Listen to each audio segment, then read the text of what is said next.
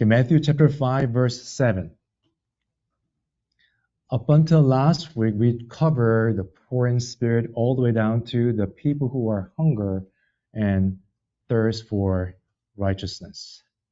In today's passage, it's the Sermon on the Mount, number 5, the merciful. So before we go in there, let's cover a little bit about being hungry and thirsty. Romans chapter 3 says this, the righteousness of God through faith in Jesus Christ for all who believe.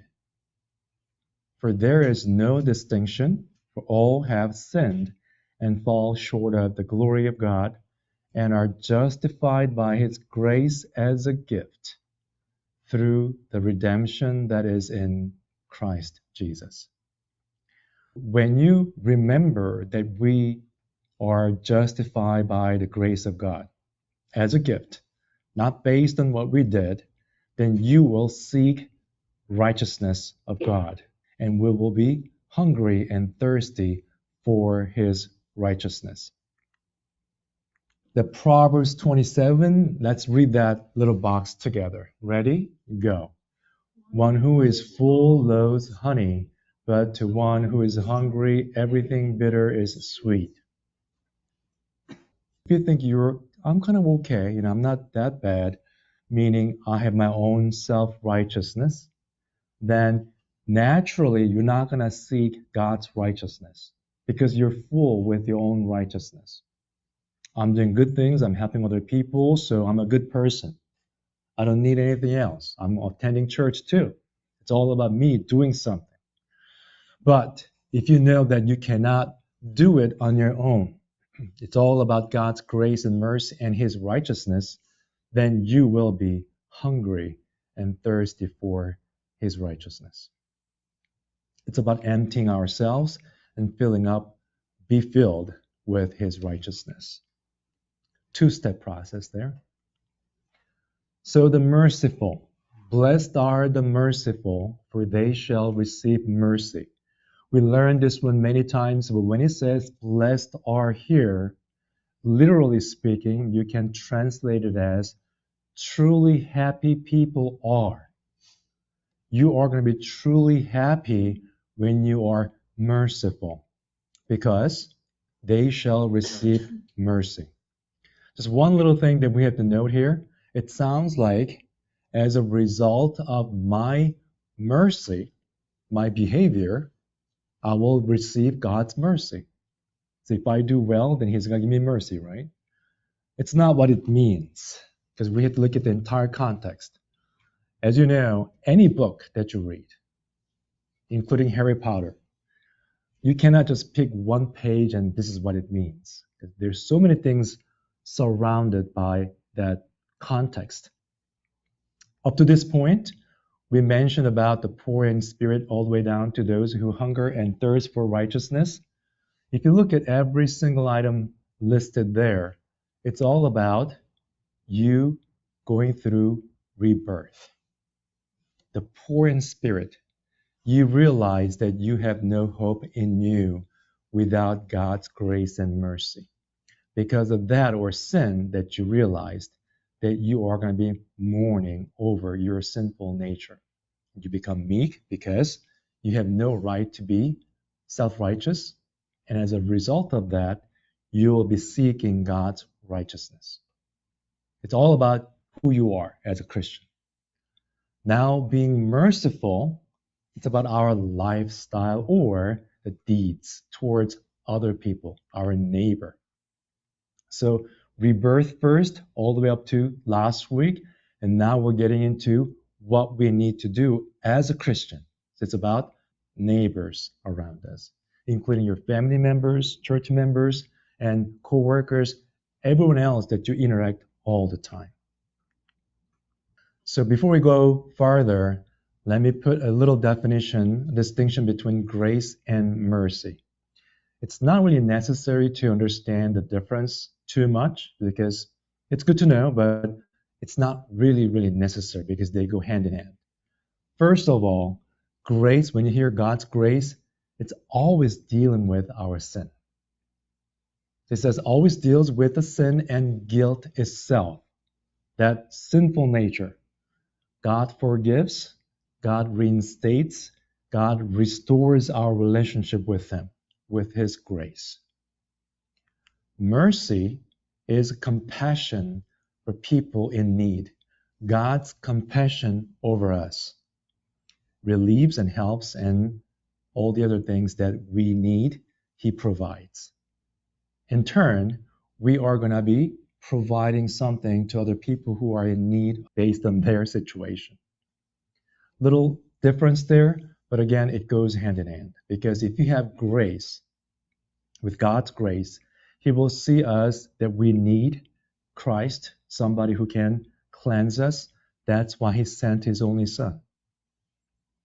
So mercy is not just feeling compassion about somebody. You feel compassion, first of all, that's first step. And then second is action based on your compassion. We all remember the parable of Good Samaritan. The guy was robbed by these bad people. He was injured on the side of the road, and a lot of people passed by. They must felt, wow, that's too bad, compassion for that person. But they went on their ways, except for that Samaritan who actually took action to take care of that person who was in need of getting some help from other people. Right? That's a very good example of showing mercy. It's a Greek word mercy, but it's capturing the meaning of multiple Hebrew words. The one in the circle, that's Greek word. Everything else, showing all with the bar, those are Hebrew words. Especially one on top on your right-hand side, that's chesed. That word is used so many times in the Bible. It's always describing God's faithfulness and His steadfast love for His people. So let's take a look at one example from that Hebrew word. It says, a man who is kind benefits himself. This word, mercy, can be translated as kind, being kind. But a cruel man, so kind person versus a cruel person, very opposite of in terms of character, the way they handle people. A cruel man hurts himself. He hurts other people too, but he hurts himself. Think about it. Some people say this, oh, no, I usually don't behave like this, but it just made me angry. So that's why you kind of hurt him with the big stick. That's not a good thing. That's a huge violence that you committed, right? You're going to say, oh, yeah, I'm not usually like this, but that's who you are. Very violent person. So we show who we are based on our behavior, our words, the way we deal with people. Some people are very kind. That's who they are. And Christians, supposedly, very kind. That does not mean when some people commit crimes and sin, we're going to be kind to them. It's okay. Yep. You only stole $50,000, not millions. That's okay. No. That's not what it means. When people brought this woman committing adultery, Jesus asked them, whoever has no sin, pick up the stone first. And then they all left.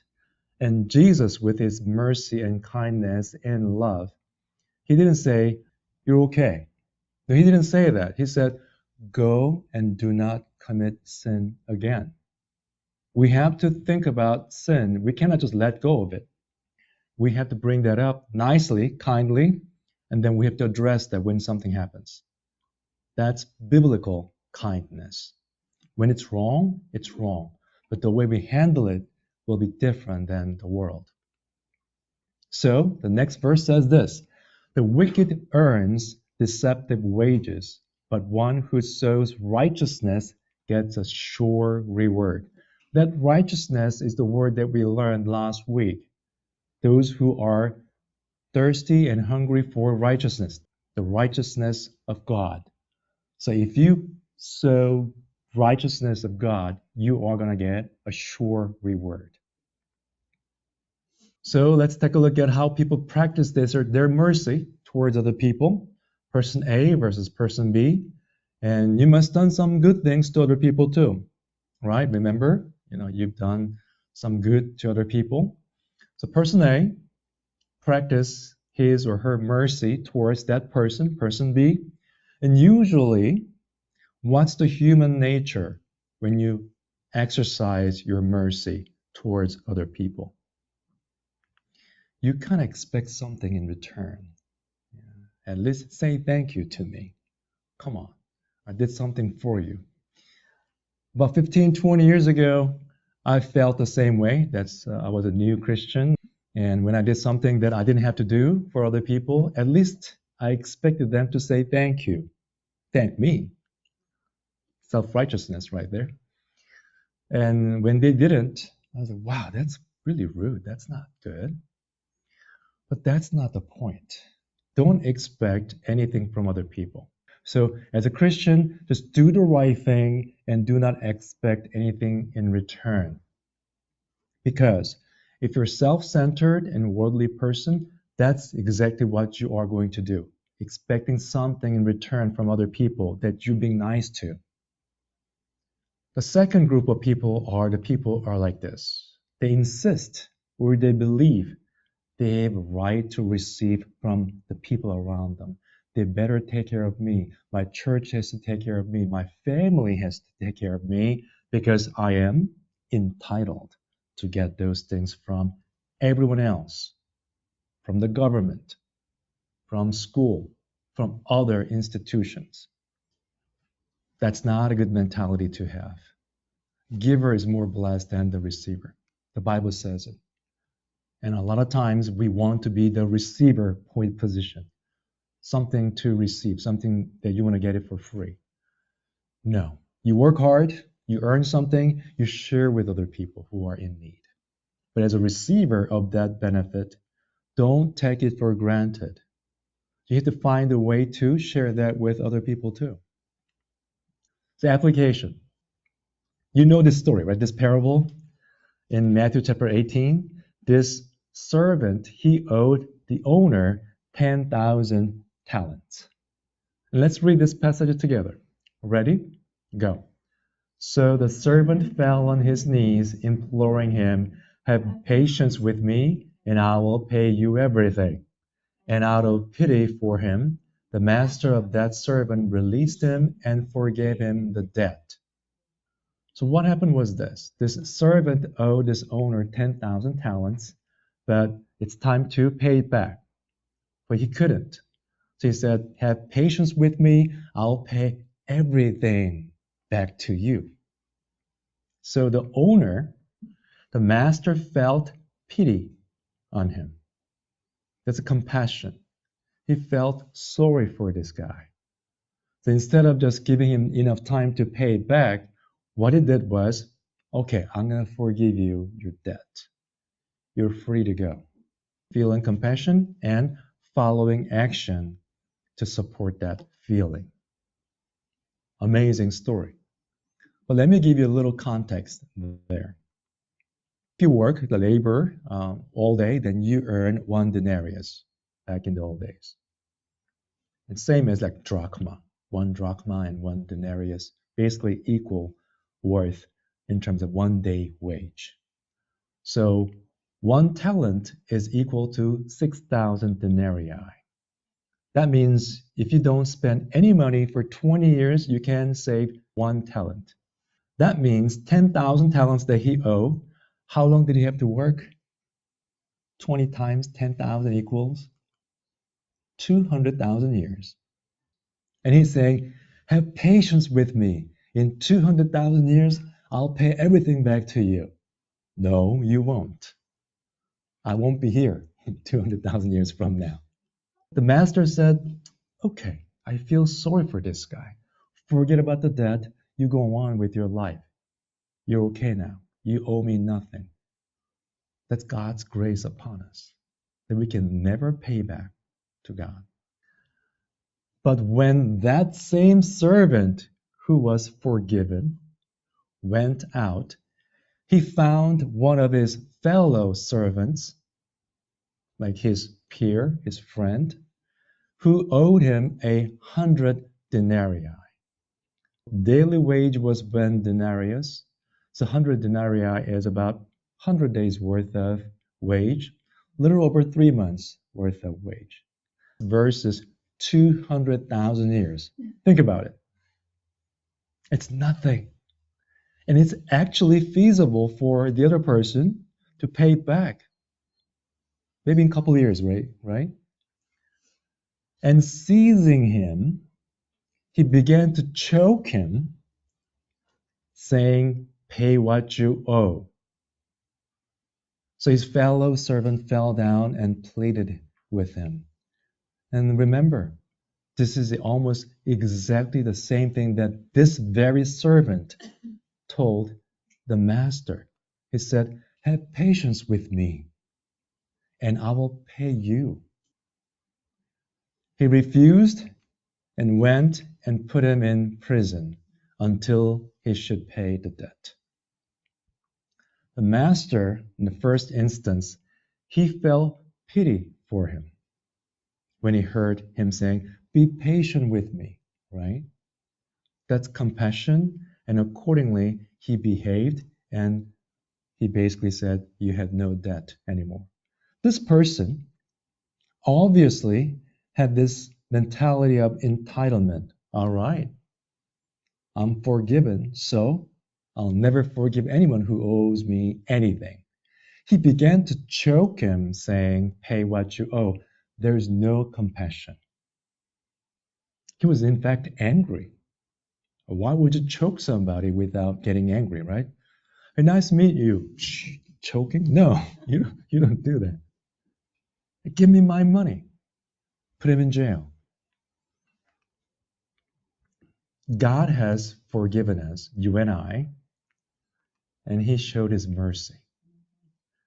So when we deal with our neighbor, we're supposed to show that mercy that we received from God, right?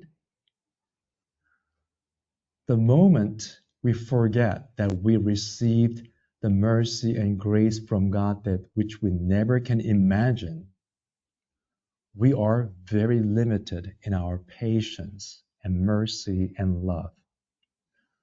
We all have cell phone.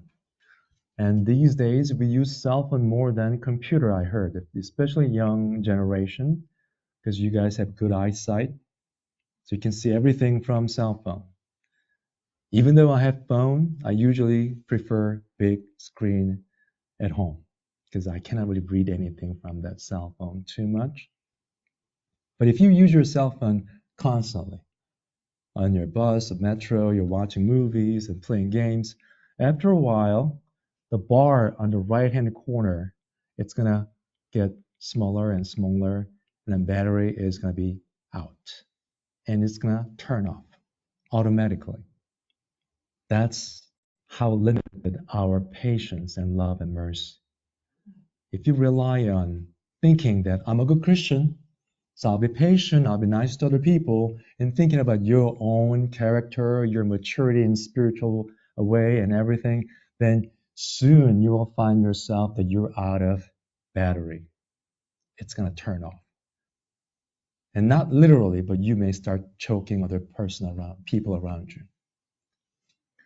What's the best way? You can use it 24/7 without sleeping. Plug it in. Charger. And keep on using it. Doesn't matter. You can just leave it on and watching movies all the time and soccer games and whatever you do. It's going to be fully charged all the time. That source of unlimited electricity, that's when you remember God's mercy upon you. He's going to continue to provide that to you. So if you remember that, you receive His mercy and you share that, not your own mercy, not your own good behavior or love, your patience. God is being patient with us, all of us. Just like that master who is representing God Himself. He forgave us that debt that which we can never pay back. You have to remind yourself all the time when you deal with the neighbors. Then that's going to be a different relationship. At home, at church, at your workplace, who am I to use my own limited patience towards that person? I have to use God's patience, His love and mercy when you're dealing with others. So, without that, remembering God's patience and mercy, we'll be very generous to ourselves. Whatever happens, okay, I was angry, I choked them because of this and that situation. There's always a reason to justify what we did. I was rude because I'm not usually like that, but that's what happened. And that kind of person who can justify whatever happened in their lives and behavior and words, they're the ones who are so harsh dealing with others, extremely judgmental. If there's any single thing that the other people did wrong, then he's gonna or she's gonna just get angry. That person will not tolerate any mistake or anything less than perfect. In fact, as Christian, we have to reverse that. We have to be disciplined enough to not allow any sin or bad behavior on our own. When people fall, people around us, they make a mistake, they don't even say thank you, that's when you become very generous towards those people. You have to be that way. But a lot of times we go an opposite way. So generous to myself, extremely judgmental to others. Colossians chapter 3. It's a little bit long, but let's read this one together. Ready? Go. Put on then, as God's chosen ones, holy and beloved, compassionate hearts, kindness, humility, meekness, and patience, bearing with one another, and if one has a complaint against another, forgiving each other, as the Lord has forgiven you, so you also must forgive. And above all these, put on love, which binds everything together in perfect harmony. Music to my ears, right? Sounds good. So we have to put on all these things: compassionate hearts, kindness, humility, meekness, and patience. It is almost 100% matching with what we learned so far in Beatitudes in Matthew chapter 5. Bearing with one another, and if one has a complaint against another. Because when you work in a workplace, even at home, no relationship will have perfect match. So you have something, okay, I wish he didn't do that, I wish she didn't say that. There's always something that we can point out if we want to. But we have to bear with each other, one another, and one has a complaint, anything that we want to complain about, just forgive them. How we do that again? Don't rely on ourselves, but rely on the Lord. It says, as the Lord has forgiven you, just remember what he did to you. And try to exercise or practice what you received from him. A lot of times, when you raise kids, the kids pick up languages from their parents. Most cases, right? Most times. Sometimes we are surprised by them talking something that we never taught. Where did you learn that from? From outside somewhere. But usually they pick up the way they speak, the way they interact with people from their parents. Unfortunately, parents blame children's bad behavior, and children blame their bad behavior for their parents. I learned from my parents. I never taught you that way. It happens. So you have to, though, think about what the Lord has given you. And as parents, you have the same reminder all the time. As a children, same thing. It's not about your parents have to be always patient with you. You are entitled to be forgiven all the time. That's not the case. Sometimes you have to be generous to your parents as you get older, of course. It's all like mutually respectful, spiritual relationship right there. And above all these, put on love, because that's binding everything together in perfect harmony. That love is not from my own either. That you're supposed to receive that love from the Lord, our God. Imagine that though. If we have like compassionate hearts, kindness, humility, meekness, and patience, and we forgive each other as the Lord has forgiven us, and always remember loving each other in perfect harmony at home, at work, in different settings. This world will be a different place, for sure. And please remember, we have tons of people claiming that they are Christians in this world. But I don't see many people living as Christians. I'm not judging anyone. I'm just telling you what I observe, what I see. I mean, people just become so impatient and they're ready to explode when something goes wrong. That's not the way it's supposed to be for us. Okay, relax a little bit, relax. And the best example of showing that mercy, of course, it is Jesus Christ. In Luke, it says this, and when they came to the place called the skull, there they crucified him, of course, and the criminals, one on the right and the other on the left. So 3 people, including Jesus, got crucified at the same time. Which one was saved at the last minute who went to paradise?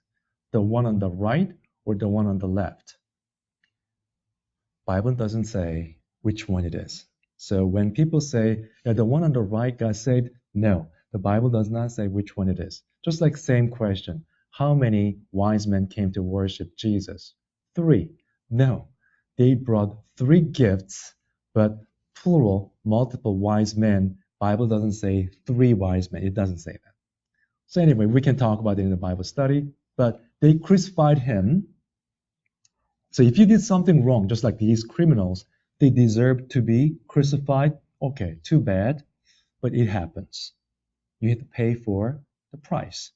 And sometimes, though, some exceptions happen, just like this 10,000 talent that was forgiven by the master. Yeah, you owe something, but still, it can happen. But in this case, the criminals, in a way, they deserve to be crucified. But what did Jesus do to earn this crucifixion? There are 3 things that Jesus did based on Matthew chapter 4, which is a summary of his ministry, which we'll repeat again in chapter 9 in Matthew. It says this, and he went throughout all Galilee, teaching in their synagogues and proclaiming the gospel of the kingdom and healing every disease and every affliction among the people. All he did was teaching, proclaiming the gospel, and healing people. And all these people followed him initially, and then now they're crucifying him. Basically, they did not thank him. They went beyond that. I'm going to kill you. That's what they did. So if it was the situation that we're facing, not crucifixion, but we did something good, but some people around you, you did a good job for them and helped them out, somehow they revenge you of your good works with evil, how would you react to that person or people? Come on, I've been nice to you. What's going on with you? What's wrong with you? I can ask that question. But Jesus was saying this, Father, forgive them, for they do not know what they're doing. A lot of times, we see people around us who are trying to harm us, badmouth us, and be mean to us. It happens. When I didn't know better, it made me angry. Disrespectful, and all kinds of things happen. But later on, maybe I became older, physically or spiritually mature, I'm not sure, maybe both, hopefully. I start feeling sorry for them because obviously they did not know God's grace. even though they may come to church. They do not know who Jesus Christ is. So instead of getting angry towards those people, you feel sorry for them, being compassionate, and pray for them. How is it possible it's Jesus? I mean, that's why he was able to do this. But if you look at Acts chapter 7, the last verse, I believe it's verse 60. Stephen in the Bible, guess what he said? He said the same thing that Jesus said right there. Can somebody read that verse, verse 60 out loud? Anybody? Then he knelt down and cried out with a loud voice, Lord, do not charge them with this sin. And when he said this, he fell asleep. Do not charge them with this sin. What does that mean? It's the same thing, right? Just like Jesus said, Father, forgive them. Basically, they don't know what they're doing. Stephen was not a worldwide renowned pastor. He was a deacon at church. In fact, he was the first martyr who was recorded in the Bible.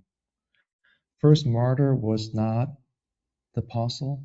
First martyr was not a pastor or elder. But Stephen was a deacon, and he said this. What spiritual maturity or character as a Christian? So it's not just Jesus. It has to happen to us. If somebody harms you, don't fight and get angry. Feel sorry for them and pray for them. Conclusion. It's from 1 Peter. It says, so put away all malice. So if you really understand God's grace and mercy, this is what's supposed to happen. Put away all malice and all deceit and hypocrisy and envy and all slander. Like newborn infants, long for the pure spiritual milk, indicating the Word of God, that by it you may grow up into salvation. It does not mean you are going to save yourself by reading the Bible, but that Word of God will spiritually uplift you and give you life. Two things. Put away bad things, and you have to long for the good things. We don't want to use currency and coins anymore. But if you look at any of those things that we use, for example, a coin does not have just one side. It has two sides. Spiritual life, same thing. On one side, we have to put away all the bad things. On the other, we have to long for something that's good from the Bible. Some people say, okay, I love God's words. I love praising the Lord. Or I still deceive others. I'm a hypocrite. I'm envious, jealous about other people's success and bad-mouthing people. Then you're not really Christian. Am I judging? No, because it says this. If indeed you have tasted that the Lord is good, if you actually tasted God's grace and mercy and His love, which is good, you're supposed to abandon bad things and seek good things. It goes both. So you cannot say, I'm just doing one thing and I'm a Christian. So my prayer for you today is please remember, it's not me, right? It's not us who is initiating these good works in our lives, especially mercy. It's dealing with our neighbors. Please remember who God is and revisit your spiritual life. Did I really taste God's goodness and His mercy and His love upon my life? Then, as a result, you have to be able to spread the gospel with words and the way you deal with neighbors in love, patience, and mercy.